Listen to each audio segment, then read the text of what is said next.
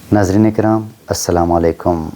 सबसे पहले मैं आप लोगों का शुक्रिया अदा करता हूँ जो आप इस वीडियो में तशरीफ़ लाए, इस चैनल में तशरीफ़ लाए और मेरी वीडियो को देखने के लिए आप लोगों ने वक्त निकाला। आज की वीडियो में हम बात करेंगे सनत तजनीस ताम और सनत तजनीस मुहर्रफ के हवाले से।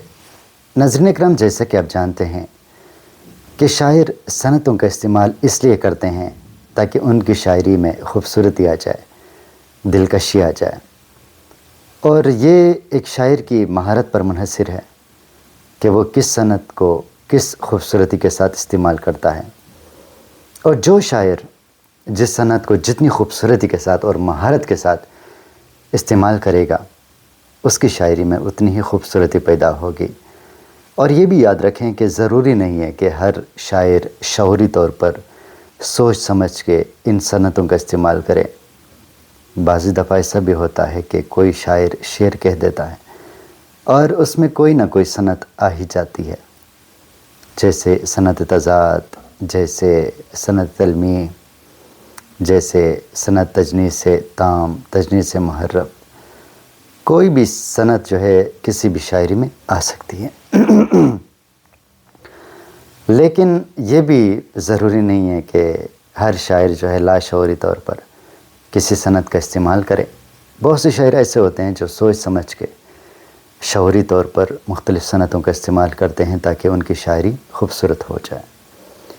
आगे बढ़ते हैं और सबसे पहले सनत तजनीस ताम के हवाले से बात करते हैं।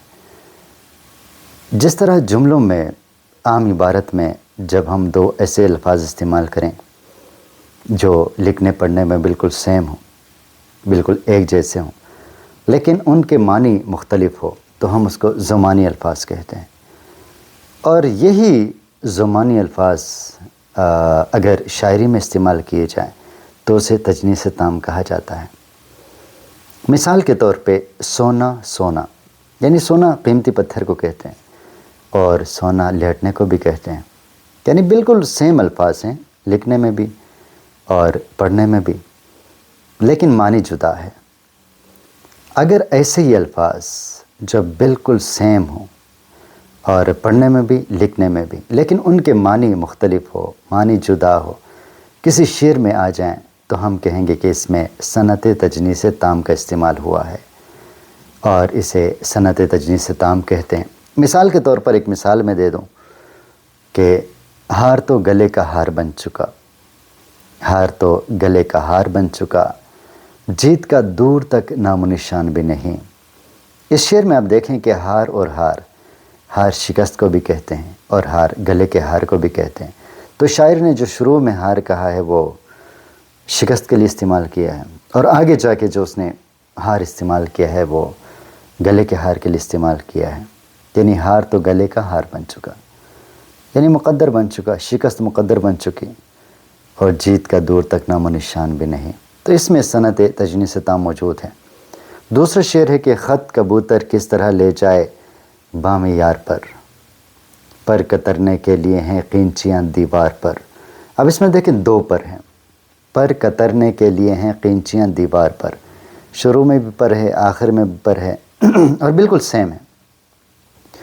ना लिखने में कोई फ़र्क है और ना पढ़ने में कोई फ़र्क है, लेकिन मानी की बात करें तो मानी जुदा है। पर कतरने के लिए यानी शुरू वाला जो है वो परिंदों का पर काटने के लिए, कतरने के लिए, परिंदों के पर के लिए इस्तेमाल हुआ है, और आखिर में जो है वो हर्फ के तौर पर इस्तेमाल हुआ है दीवार पर, यानी दीवार के ऊपर।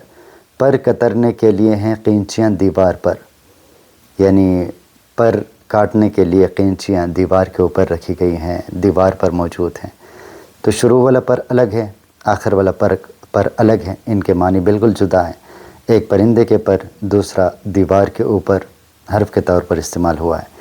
तो ये था तजनीस ताम। अब तजनीस मुहर्रफ की हम बात करें तो तजनीस मुहर्रफ में भी सेम अल्फाज होते हैं, लेकिन उसमें एराब का फ़र्क होता है, यानी ज़ेर ज़बर पेश का फ़र्क होता है।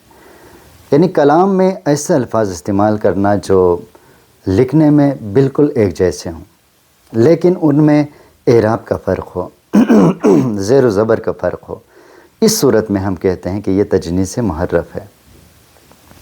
مثال کے طور پہ ایک شعر ہے کہ گلے سے لگتے ہی جتنے گلے تھے بول گئے، گلے سے لگتے ہی جتنے گلے تھے بول گئے، وگرنہ یاد تھی ہم کو شکایتیں کیا کیا۔ اب اس شعر میں دیکھیں، گلے اور گلے لکھنے میں تو ایک جیسے ہیں، لیکن زیر اور زبر کا فرق ہے۔ گلے میں زبر آتا ہے اور گلے میں زیر آتا ہے، اس لیے یہ جو ہے معنی میں فرق آ جاتا ہے، اور لکھنے میں ویسے ایک جیسے ہیں لیکن پڑھنے میں مختلف ہیں، اور زیر و زبر کا فرق ہے۔